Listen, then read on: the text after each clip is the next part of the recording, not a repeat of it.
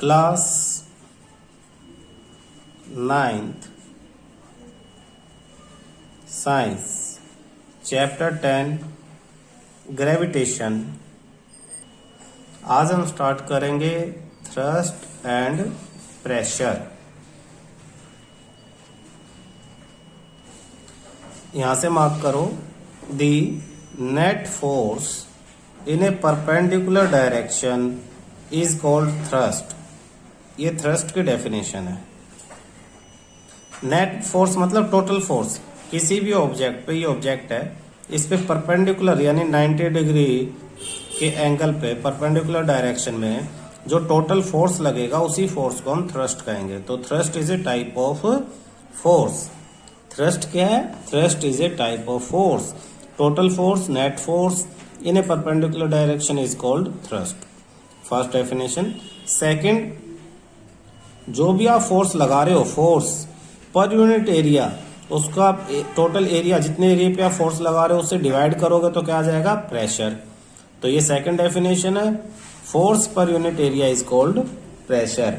तो क्वेश्चन क्या बनता है आपका? क्वेश्चन आपका है डिफाइन। फर्स्ट में आप डिफाइन थ्रस्ट और सेकंड में प्रेशर। तो थ्रस्ट का answer, the net force in A perpendicular direction is called thrust. Second pressure, the force per unit area is called pressure. अब हम सिचुएशन समझते हैं कि आपस में एक दूसरे से इंटरलिंक्ड कैसे हैं। देखो, फर्स्ट सिचुएशन है, if you wish to fix a poster on a bulletin board. आपके स्कूल में बुलेटिन बोर्ड है, पोस्टर लगाना, उसमें पिन लगाने, ये थंब पिन जो अंगूठे से दबा के लगाई जाती हैं, जैसे फिगर में दिखाया। To do this task you will have to press drawing pin. आपको ड्राइंग पिन को प्रेस करना पड़ेगा with your thumb. You apply a force, आप फोर्स लगा रहे हो किसी सरफेस पे on the head of the pin. This force is directed perpendicularly. आप उसे अगर टेढ़ा ऊपर के डायरेक्शन नीचे की तरफ लगाओगे तो पिन अंदर नहीं जाएगी, आपको बिल्कुल परपेंडिकुलर डायरेक्शन में लगाना पड़ेगा सरफेस पे, तभी वो पिन अपना काम करेगी, अंदर इंट्रोड्यूस होगी, आपका पोस्टर फिक्स हो जाएगा। अब ये force act on A small area at the tip of the pin. देखो, पिन आपकी इस तरह की है, ऐसे आपका थंब इधर फोर्स लगा रहा है, ऐसे, तो ये एरिया ज्यादा है। इधर एरिया जो जहां फोर्स लगा रहे हैं वो एरिया लार्ज, और ये फोर्स कहाँ शिफ्ट होगी? इस स्मॉल एरिया पे, ये इस वाले एरिया पे शिफ्ट होगी ये फोर्स। यहाँ से अगर आप उधर प्रेस करोगे तो ये स्मॉल एरिया पे ये फिक्स हो जाती है, चेंज हो जाती है। यहाँ वाली फोर्स शिफ्ट हो जाएगी यहाँ, तो इससे क्या होगा? ये अंदर एंटर कर जाएगी बोर्ड के। You stand on a loose sand, your feet go deep.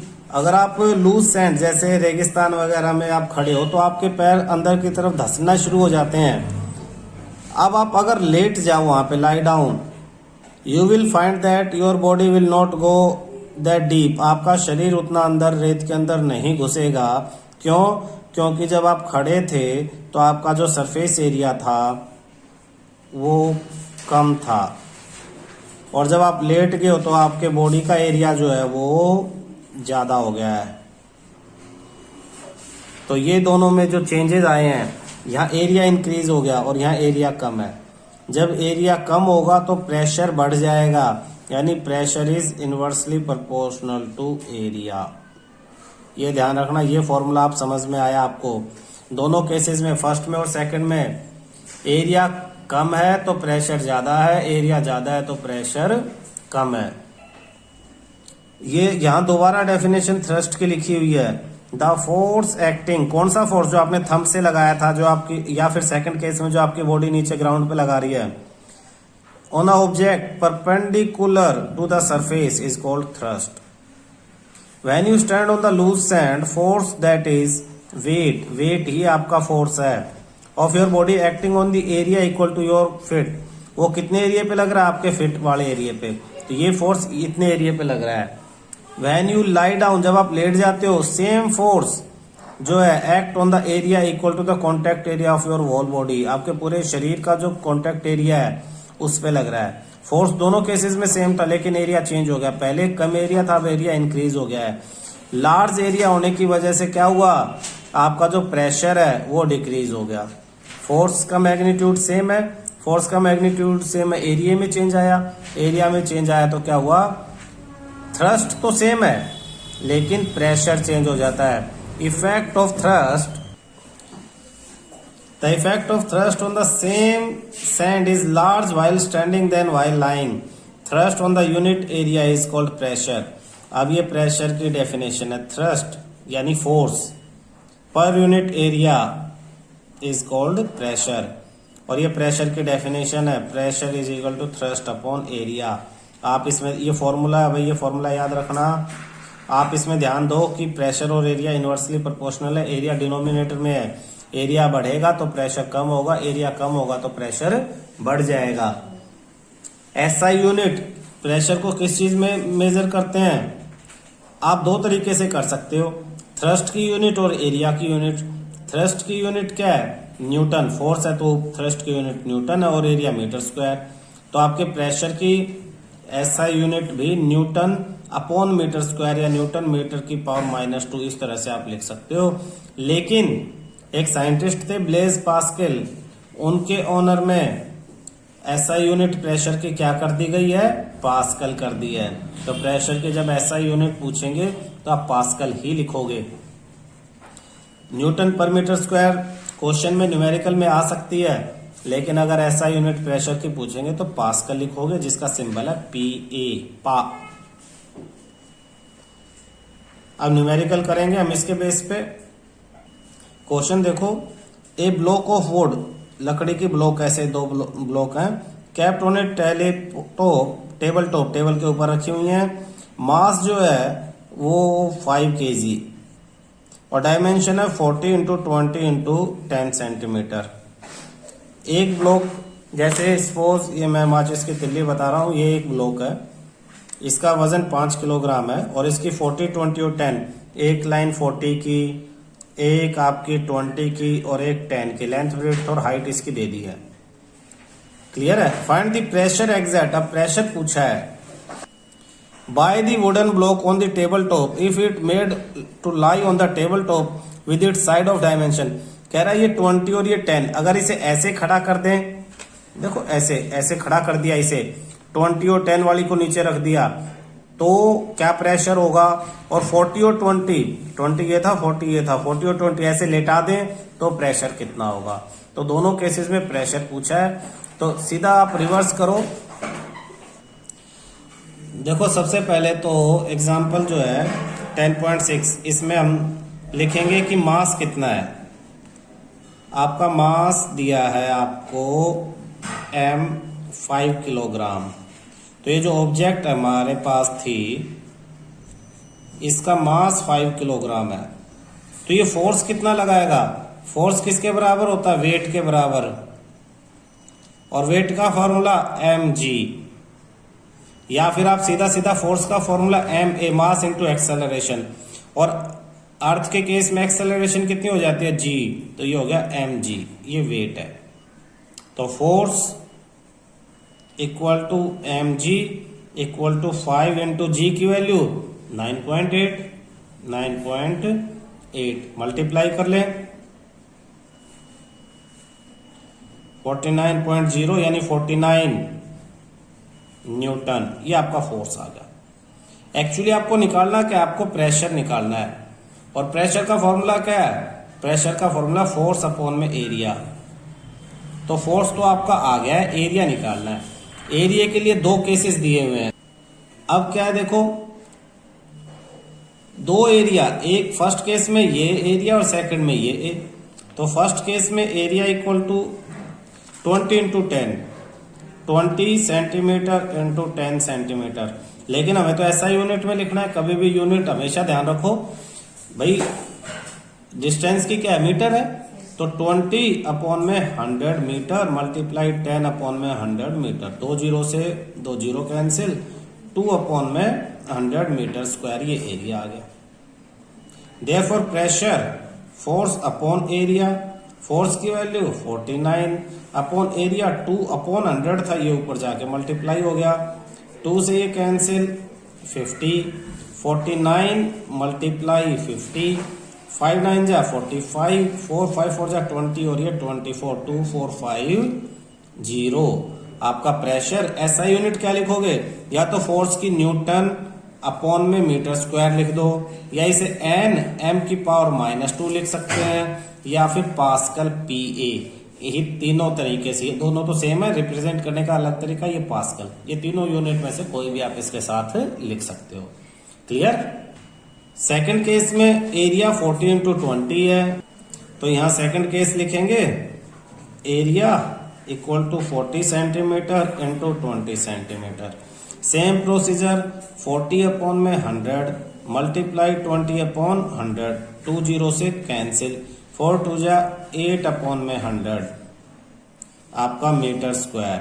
फिर प्रेशर, फोर्स अपॉन में एरिया, फोर्स हमने पहले ही निकाला है 49, एरिया 8 और 100 ऊपर, यानी 2 से कैंसिल कर लो पहले, तो 2 4 जा 250 50, तो 49 मल्टीप्लाई 50 अपॉन 4, तो इन दोनों को मल्टीप्लाई करेंगे, ऊपर हमने किया था वही लिख देते हैं, 2450 अपॉन 4, फिर 4 से कैंसिल, 4 6 जा 24, 4 0 0 1 0, 4 2 जा 8, 2 0 4 5 जा 20, तो 6 आपका प्रेशर आ जाता है 602.5 पास्कल PA यूनिट। फिर वही इन तीनों में से कोई भी लिखो या फिर पास्कल लिख दो, आपका आंसर आ गया है। क्लियर है। सेम फोर्स, अब देखो दोनों केसेस में फोर्स कितनी थी, सेम 5 किलोग्राम ही थी। एरिया अलग होने से प्रेशर अलग हो जाता है। Force acting on small area, जहां एरिया कम था वहां पे प्रेशर ज्यादा है, और जहां एरिया जो था स्मॉलर प्रेशर लार्ज एरिया में प्रेशर कम है। This is the reason why, अब ये बहुत इंपॉर्टेंट है, यहाँ पे बहुत सारे क्वेश्चन बनते हैं। Nail has pointed tip, nail कील की टिप पॉइंटेड क्यों है, ताकि एरिया कम हो और प्रेशर को इंक्रीज किया जा सके। नाइफ हैव शार्प एजेस, चाकू के किनारे शार्प क्यों है, वही area come pressure increase. Building have wide foundation, area ज्यादा प्रेशर डिक्रीज। बहुत सारे क्वेश्चन आपने पिछली क्लासेस में पढ़े होंगे, ऊंट के पैर वाइड होते हैं, आप स्नो की जगह पे वाइड चीजें यूज करते हो, पॉइंटेड चीजों पे एरिया ज्यादा है। तो इस तरह के बहुत सारे क्वेश्चन। आपके स्कूल बैग की स्ट्रिप्स चौड़ी क्यों होती हैं, तो स्कूल बैग की स्ट्रिप्स वाइड क्यों है, आप स्ट्रिप्स जो स्कूल बैग की देखते हो वाइड स्ट्रिप होती है, क्यों होती है, ताकि एरिया इंक्रीज हो जाए और आपके शोल्डर पे जो है प्रेशर डिक्रीज हो जाए। तो इस तरह के बहुत सारे क्वेश्चन का आंसर यही है कि एरिया ज्यादा होगा तो प्रेशर कम, और एरिया कम होगा तो प्रेशर ज्यादा हो जाता है। ठीक है। नेक्स्ट टॉपिक हमारा pressure in fluid. Fluid means which can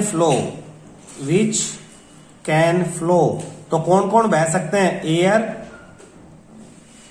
and liquid both are fluids. तो फ्लूइड के अंदर प्रेशर जो है उसको हम पढ़ेंगे, all liquids and gases are fluid. A solid exert pressure on a surface due to its weight. Solid किस वजह से प्रेशर एक्सर्ट करता है, अपने वेट की वजह से। अभी हमने देखा इस ब्लॉक के क्वेश्चन में, इसका जो वेट निकाला हमने वही प्रेशर था। तो सॉलिड किसी की वजह से प्रेशर एक्सर्ट करता है, वेट की वजह से। इसी तरह से फ्लूइड का भी अपना वेट होता है, and they also exert the pressure. ये फ्लूइड प्रेशर एक्सर्ट करते तो है, लेकिन करते कहां पे हैं, ऑन द बेस, जिस कंटेनर में उसके बेस पे प्लस उसके वॉल्स के अंदर। यानी अगर कोई फ्लूइड किसी ग्लास के अंदर है, ग्लास के अंदर लिक्विड भरा हुआ है, तो ग्लास की जो दीवारें हैं जहां पे ये फ्लूइड टच है, उन सब दीवारों पे ये फ्लूइड प्रेशर एक्सर्ट करेगा, सब तरफ, हर तरफ परपेंडिकुलर डायरेक्शन में प्रेशर एक्सर्ट करेगा। The fluid also exert the pressure on the base and the wall of the container in which they are enclosed. Pressure exerted in any confined mass of a fluid is transmitted undiminished in all the direction. ये ध्यान देना बेटा, ये important line है।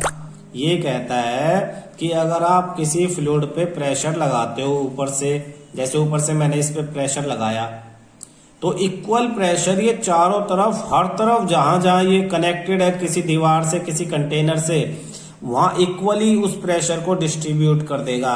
Pressure exert in any confined mass of fluid, किसी भी fluid पे कोई प्रेशर एग्जर्ट होता है, ये ट्रांसमिट कर देता है अनडिमिनिश्ड एज इट इज, बिना उस प्रेशर को रिड्यूस किए हर डायरेक्शन में। इसी बात का फायदा उठाते हुए भगवान ने क्या किया, जो आपका ब्रेन था ना इतना कॉम्प्लिकेटेड, ये अंदर ब्रेन, ये आपका सिर में, तो इस ब्रेन को बचाने के लिए इस ब्रेन के ऊपर एक और लेयर बना दी स्कल की। अब स्कल तो होगी हड्डी मजबूत, लेकिन स्कल और यहाँ इनके बीच में लेयर बना के इसमें फ्लूइड भर दिया अंदर। तो ब्रेन और स्कल के बीच में फ्लूइड है, लिक्विड है। उससे क्या होगा कि अगर आपके सिर पे कोई चोट लगती है, किसी एक पॉइंट पे चोट लगती है, तो उस पॉइंट पे जो प्रेशर होगा वो सारी तरफ इक्वली जो है डिस्ट्रीब्यूट हो जाएगा, जिसकी वजह से ब्रेन बच जाएगा। अगर ऐसा नहीं होता तो आप किसी बच्चे के सिर में ऐसे करके इस पॉइंट से मारते हो ना, उससे भी ब्रेन को ब्रेन हैमरेज हो जाता, दिमाग में चोट आती और बच्चा पागल हो सकता था। लेकिन भगवान ने ये जो मैकेनिज्म आपके ब्रेन में डाल दिया, कौन से वाला, ये फ्लूइड वाला, ब्रेन के बाद फ्लूइड स्कल और ब्रेन के बीच में, तो इससे फ्लूइड सारे हर डायरेक्शन में इक्वली डिस्ट्रीब्यूट हो जाता है प्रेशर, और ब्रेन को जो है शॉक झटके जो है उससे वो ब्रेन पॉइंटेड उससे बच जाता है। तो यहाँ ध्यान दो, ये पहले हमने क्या पढ़ा था कि फ्लूइड पे अगर प्रेशर लगता है किसी एक तरफ से, तो फ्लूइड उसे हर तरफ इक्वली डिस्ट्रीब्यूट कर देता है। अगला टॉपिक हमारा बायंसी। बायंसी किसे कहते हैं? आपने देखा होगा कोई ऑब्जेक्ट लिक्विड में होती है तब तक वो हल्की होती है, उसका वेट कम होता है। आप अपने दोस्त के साथ पानी में, स्विमिंग पूल में तैर रहे हो, तो आप देखोगे कि आपके दोस्त का वजन बड़ा हल्का, आप उसे एक हाथ से उठा उठा के इधर उधर फेंक सकते हो पानी के अंदर ही। आप अगर बकेट को आपने पानी के अंदर से भर के उठाया है, तो जब तक वो पानी के अंदर है, वाटर के अंदर है, उसका वेट कम है। जैसे वो बाहर आती है उसका वेट ज्यादा हो जाता है। ऐसा करने के लिए किसी बड़े से पत्थर को आप वाटर के अंदर और बाहर उठा के देख सकते हो, आपको डिफरेंस अच्छी तरह से समझ में आ जाएगा। तो होता क्या है कि जब कोई भी ऑब्जेक्ट वाटर के या किसी भी फ्लूइड के अंदर होती है, तो वो लिक्विड उस पर ऊपर की तरफ फोर्स लगाता है, जिससे उस ऑब्जेक्ट के वेट में कमी आ जाती है, और इस प्रॉपर्टी को ही बायंसी कहते हैं। यहां से हम इसे याद कर सकते हैं, the upward force exerted by the water, water को काट के यहाँ पे फ्लूइड लिख देते हैं, वाटर काट के हम लिख देते हैं fluid. The upward force exerted by the fluid on the बोतल, बोतल तो एक्सपेरिमेंट किया इसने, हम बोतल को काट के यहाँ पे ऑब्जेक्ट लिख देते हैं। The upward force exerted by the fluid on the object, ये ऑब्जेक्ट लिख लो, इज नोन एज अपथ्रस्ट, उसे अपथ्रस्ट या बायोनेंट फोर्स कहेंगे। And this property is called buoyancy, और इस प्रॉपर्टी को हम बायंसी कहेंगे।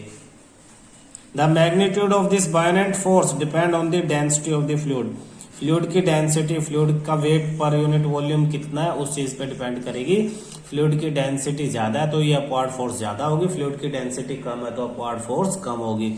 अगर दो टैंक हैं, एक में मीठा पानी और एक में आपका नमकीन समुद्र का पानी है, तो मीठे पानी वाले में आप डूब जाओगे जल्दी, इसमें नहीं डूबोगे। आपने समुद्र में कई जगह ऐसे सुना होगा जहां पे लोग डूबते ही नहीं है, समुद्र पे ऐसे ही पड़े रहते बिना तैरे, वो डूबते नहीं है। उसका रीजन क्या है कि उस वाटर के अंदर नमक इतना ज्यादा है कि उस वाटर की डेंसिटी इतनी ज्यादा है कि आपकी बॉडी की डेंसिटी के बराबर हो जाती है। तो इस पे उस पे जो अपवर्ड फोर्स लगती है वो आपको नीचे डूबने नहीं देती, क्योंकि अपवर्ड फोर्स वहां पे बढ़ जाती है। तो आपको क्या याद रखना है, आपको बायंसी, बायंसी के लिए बायोनेंट फोर्स, बायोनेंट फोर्स में क्या करोगे, when an object is in water या fluid, when an object is in a fluid, जब कोई ऑब्जेक्ट किसी फ्लूइड में है, the upward force exerted by the fluid on the object is called upthrust और buoyant force, and this property is called buoyancy, इसी property को buoyancy कहेंगे, ध्यान रहेगा। आप देखते हो बेटा कुछ ऑब्जेक्ट वाटर के अंदर डूब जाती हैं और कुछ नहीं डूबती हैं, तो कुछ फ्लोट करती हैं, कुछ सिंक हो जाती हैं। जैसे नेल, लोहे की कील वाटर के अंदर सिंक कर जाती है, जबकि कॉर्क जो है वो फ्लोट करता है। क्यों? कॉर्क की जो डेंसिटी है मैं यहां लिखवा रहा हूं, बहुत इंपॉर्टेंट पॉइंट है। Density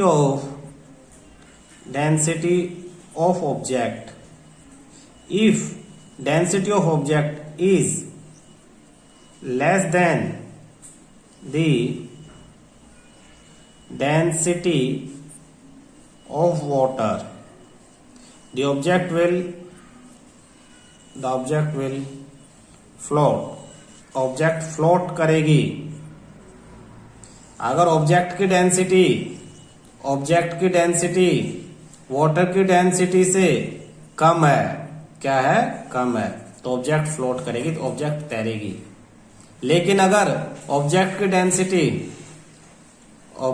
density is more than density of water, तो ऑब्जेक्ट क्या करेगी, ऑब्जेक्ट सिंक, डूब जाएगी। डेंसिटी का मतलब वजन, भारी। आप देखोगे कोर्क पानी से हल्का है तो कोर्क जो है वो फ्लोट करेगा, और लोहे की कील पानी से भारी है, वो उसमें डूब जाएगी। क्यों होता है ऐसा? डिफरेंस इन देयर डेंसिटी में the density of a substance is defined as the, density का फॉर्मूला क्या है, मास पर यूनिट वॉल्यूम। आप डेंसिटी का यहाँ पे फॉर्मूला लिख लो, काम आएगा। Density is equal to mass upon volume, mass upon volume, यानी डेंसिटी आप ऐसे निकाल सकते हो। The density of cork is less than the density of water, this mean that upthrust of water on the cork is greater than the weight of cork. Density की वजह से जो वाटर अपथ्रस्ट ऊपर की तरफ फोर्स लगाएगा, वो नीचे की तरफ जो कॉर्क है, कॉर्क का वेट जो नीचे की तरफ काम कर रहा है उससे ज्यादा है ये अपथ्रस्ट। तो नीचे का फोर्स ज्यादा, ऊपर का फोर्स कम, तो इसका मतलब ऑब्जेक्ट ऊपर ही रहेगी, फ्लोट करेगी। डेंसिटी ऑफ आयरन नेल की डेंसिटी वो ज्यादा है, किससे, वाटर से। तो आयरन नेल जो है उसका जो नीचे की तरफ फोर्स है वो ज्यादा है, और इस पे अपथ्रस्ट जो है वो कम है। अब ऊपर वाला फोर्स ज्यादा होगा, नीचे वाला कम होगा, तो ऑब्जेक्ट किधर मूव करेगी, नीचे की तरफ। This mean the upthrust of the water on the iron nail is less than the weight of nail, so that is sink. अब रिजल्ट जो मैंने ऊपर लिखा था वही यहाँ लिखा है, object of density less than that of liquid, object जिनकी डेंसिटी लिक्विड से कम है वो फ्लोट करेंगी, and object of density greater than, जिनकी ज्यादा है वो क्या करेंगी, वो सिंक कर जाएंगी। ध्यान रहेगा। यहां बायंसी की डेफिनेशन दी हुई है, upward force exerted by the water is known as buoyancy. तो पूरा एक्सप्लेन करना है, लास्ट स्टेटमेंट यही है। कोई भी ऑब्जेक्ट जब वाटर के अंदर है तो उसके जो वेट है उसमें कमी आ जाती है। किस वजह से कमी आती है? इस अपवर्ड फोर्स की वजह से। और इसको किसने एक्सप्लेन किया? आर्किमिडीज ने। तो आर्किमिडीज ने जो कहा उसको हमने बोला आर्किमिडीज प्रिंसिपल। तो अब हम आर्किमिडीज प्रिंसिपल पढ़ेंगे। अकॉर्डिंग टू आर्किमिडीज प्रिंसिपल, अब क्वेश्चन आ जाता है डिफाइन आर्किमिडीज प्रिंसिपल। ये क्वेश्चन है, स्टेट आर्किमिडीज प्रिंसिपल। ये आपको याद करना पड़ेगा यहां से यहां तक। व्हेन ए बॉडी, जब कोई ऑब्जेक्ट इज इमर्स्ड, डूबी हुई है, फुल्ली और पार्शली, पूरी तरफ से या आंशिक रूप से, या तो पूरी पानी में या आधी है किसी भी फ्लूइड के अंदर, इट एक्सपीरियंस अपवर्ड फोर्स, उस पर ऊपर की तरफ फोर्स लगता है। जो अभी तक हम पीछे पढ़ते आए हैं कि कोई भी ऑब्जेक्ट जब फ्लूइड के अंदर होगी तो फ्लूइड उस पर ऊपर की तरफ फोर्स लगाएगा। That is equal to the, वो फोर्स किसके इक्वल है? ये बहुत इंपॉर्टेंट है। वो फोर्स इक्वल है weight of the fluid displaced by the object. इसका मतलब क्या है, मैं मीनिंग समझाता हूं। ये कंटेनर है, इसके अंदर हमने ये कोई बॉक्स डाल दिया। अब ये जब बॉक्स इस कंटेनर में गया तो इस बॉक्स ने कंटेनर के वाटर को हटाया, तभी तो ये बॉक्स अंदर गया। जहां ये बॉक्स है वहां पे पहले क्या था? वहां पे वाटर था। फिर बॉक्स अंदर गया तो इस बॉक्स ने उस वाटर को हटा दिया यानी उसे डिस्प्लेस कहते हैं। किसको डिस्प्लेस कर दिया? फ्लूइड को। जितने वाटर को ये हटाएगा उस वाटर का weight of the fluid displaced, उस वाटर का वेट जो है उसके बराबर ही इस पे ऊपर की तरफ फोर्स लगेगी। यानी ध्यान से देखना, अपवर्ड फोर्स किसके बराबर होगी? Weight of water displaced. अब ये वेट निकालेंगे कैसे? वेट का फॉर्मूला क्या है? Weight ma mass into acceleration, यानी एक तरह से mg। मास कैसे आएगा? इसमें डेंसिटी का formula mass per unit volume, mass upon volume. तो मास डेंसिटी इनटू वॉल्यूम, तो मास का formula density into volume into G. अब वाटर की डेंसिटी तो दे रखी होगी, वॉल्यूम, वाटर का वॉल्यूम किसके बराबर होगा? इस ऑब्जेक्ट के वॉल्यूम के बराबर होगा। जितना ऑब्जेक्ट गई उतना ही तो वाटर डिस्प्लेस हुआ है, तो volume of water is equal to volume of object. तो ये वॉल्यूम ऑब्जेक्ट जो डाली हमने उसके वॉल्यूम से पता लग जाएगा।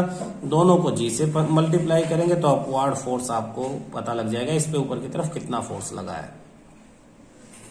अच्छा, ये जो आर्किमिडीज प्रिंसिपल था इसका यूज कहां कहां हुआ है? आर्किमिडीज प्रिंसिपल का यूज, इस पे भी क्वेश्चन आते हैं। कहां पे? शिप वगैरह डिजाइन करने में, सबमरीन्स को डिजाइन करने में। लैक्टोमीटर, लैक्टोमीटर क्या है? ये मिल्क की प्योरिटी को मेजर करता है कि मिल्क में कितना फैट है, कितना नहीं है, पानी मिलाया है नहीं मिलाया है, ठीक है। और हाइड्रोमीटर, हाइड्रोमीटर क्या है? किसी भी लिक्विड की डेंसिटी को मेजर करने के काम आता है। तो इन सब जो चीजें हैं, इन सब में आर्किमिडीज प्रिंसिपल काम आता है, उसी के बेस पे ये सब चीजें डिजाइन की हुई हैं। एक और आपका टॉपिक आता है रिलेटिव डेंसिटी। रिलेटिव, किसी भी ऑब्जेक्ट की डेंसिटी को जब हम रिलेट करते हैं तो वाटर से करते हैं। तो रिलेटिव डेंसिटी का फॉर्मूला किसी भी सब्सटेंस की डेंसिटी जिसको हम मेजर कर रहे हैं और अपॉन में डेंसिटी ऑफ वाटर। वाटर की डेंसिटी है 1000 किलोग्राम पर मीटर क्यूब, यानी 1 मीटर क्यूब वाटर का जो वजन है, मास है, वो 1000 किलोग्राम होता है। तो डेंसिटी होगी 1000 किलोग्राम पर मीटर क्यूब। ये वाटर की आप याद भी रख सकते हो। अच्छा, यहाँ पे क्या है? डेंसिटी सब्सटेंस की, यहाँ पे डेंसिटी वाटर की। यहाँ डेंसिटी की यूनिट नीचे डेंसिटी की यूनिट से कैंसिल हो जाएगी, इसीलिए रिलेटिव डेंसिटी एक रेशो है और रेशो की कभी भी कोई यूनिट नहीं होती। तो relative density has no unit. कोई आपसे रिलेटिव डेंसिटी की यूनिट पूछे तो कहोगे यूनिट नहीं है। क्यों नहीं है?